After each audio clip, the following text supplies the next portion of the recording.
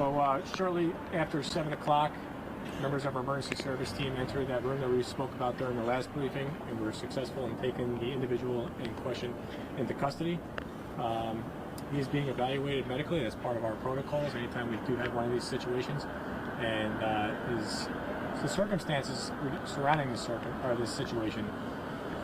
Around 2:40, we got a call for a person who was possibly armed with a handgun. We learned through our investigation that this individual came to the hospital earlier today as his mother, his 97-year-old mother, was preparing to be transferred to another facility. We're still trying to figure out exactly what happened after that, but he then barricaded himself in the room with a handgun. We have recovered a firearm. That firearm appears to be a BB gun, and our investigation is obviously still pretty active and still ongoing, but he's been taken into custody, he's being evaluated medically, which is part of our protocol. His mother is also being evaluated medically, who's currently a patient here at the hospital. And again, all the staff here are accounted for and safe, and all the other patients here at the hospital are safe. So the Albany Police Department's investigation will be continuing. You'll start seeing police clear the scene here. But again, a successful operation. Emergency services team was utilized during the operation. They did utilize a distractionary device, formerly known as a flashbang. I want to be very clear that was used outside of the hospital. It was not used inside the hospital.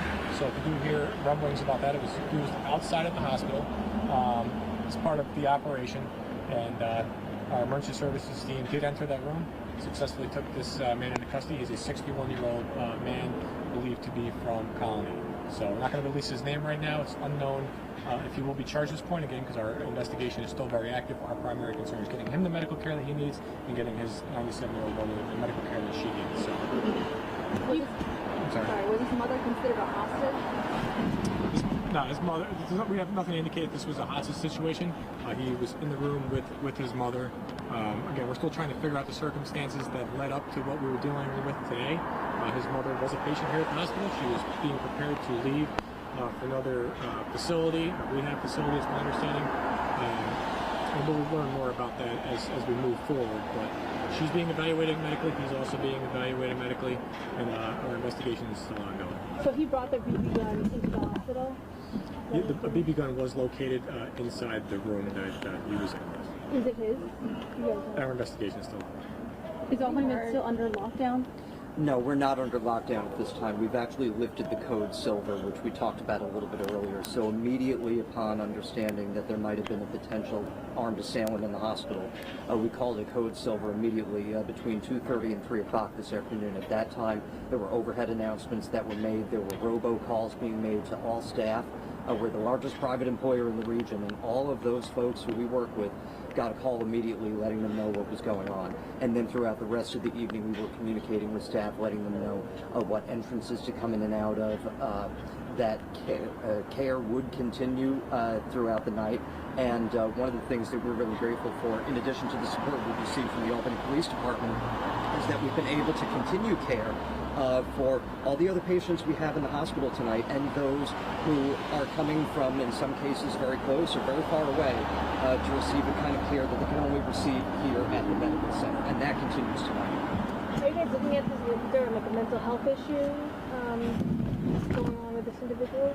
But we can't necessarily speak specifically to the state of mind of this individual or any particular patient information. But I will say that we're very grateful for the staff who continued to protect each other and our patients during the duration of this event. In addition to supporting our patients, of course, we do have support available for our staff who may need somebody to talk to tonight and in the days ahead. You know, our staff is resilient. They've faced a lot of challenges in the last couple of years, and tonight is just another example of how hard they work and how everybody really looks after each other here at Albany Medical Center. Do you know by guesstimate how many people, including patients and employees, were in the hospital at the time the lockdown was called? I'd have to do a little bit of math, but I would presume, on a normal day we could have as many as 650, 700, 750 patients. I would presume it would be somewhere within that range. And then staff, Tess, I wouldn't want to make an exact speculation on it, but it would not be uncommon to have a couple thousand staff, either in the hospital or off-site locations on a given day. And we heard what sounded like gunshots maybe like an hour ago. What was that? You guys know? Yeah, I just clarified that. So as part of the operation, a distractionary device, commonly known as a flashbang, was used.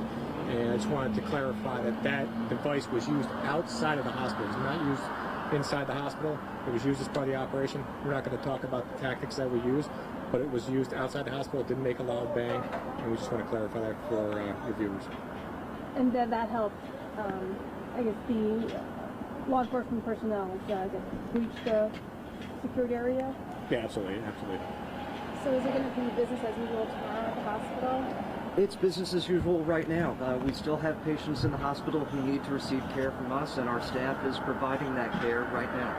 Outpatient services will resume tomorrow? We expect that outpatient services will resume tomorrow, yes.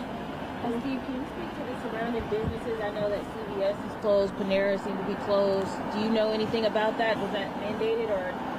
I don't know. I don't have any information about the surrounding businesses. Our primary focus was here at the hospital. Again, we were focused on one single room on a unit within the hospital. And like I said earlier, we're glad that it ended successfully. How much manpower do you guys have deployed to this situation? It seems like a lot. I'm not sure, but it's not uncommon for a lot of police to come to these types of situations. They're obviously dealing with potentially armed subject. And if you just look at the building behind me, it's very massive. So we want to make sure that everyone's safe. The staff, the patients, visitors, etc. So. Can you list the agencies that provided assistance? I don't have a list. I know there were some outside agencies that initially responded. I believe that they were released early on, but this was specifically the Albany Police Department on the unit that we were focused on. Now you said earlier that it was a specific wing, one area of Albany that we found this person. Can you explain a little bit more of where it was? I don't want to get into the specific area, but I will say that it was a specific unit, and if you're familiar with Albany Med, there's several units within the hospital. So once we were able to contain that person into that unit, they were contained into a room. So you had a room, you had an empty unit and a room with a person in it, and that's what our primary focus was. And then we were able to go into that room and successfully take him into custody. How long did you interview him for? I'm sorry? How long was the interview for before? We got the call at 2:40 this afternoon, so we've been here for several hours. And that's not uncommon either. For these things to kind of be drawn out, it take a while. Obviously, we're going to talk to people first and try to end these things peacefully. We did go in the room eventually. It's something our emergency services team is highly trained to do, a highly trained team. And they went in and they were able to take them into custody. And for you, it seemed like as people were coming out, the staff seemed relatively calm. How are you guys able to keep the hysteria down? Well, communication certainly helped. So we communicated with our staff as frequently as we could to let them know what was going on and help them figure out how to come in and out of the building, because we did, of course, have to close some of our entrances. But as I said before, you know, our staff is the best in the business, and we see all sorts of different people, different conditions every day. We care for the most critically ill and injured people, our neighbors in the capital region, and there are some resilient folks who work in the building behind us, and their behavior, their support of each other and our patients today is just another example of that. Appreciate you guys standing out here in the rain. And, it's important to get the correct information out to people. So a lot of speculation out there, so we appreciate it. All right? Thank Thank you very much.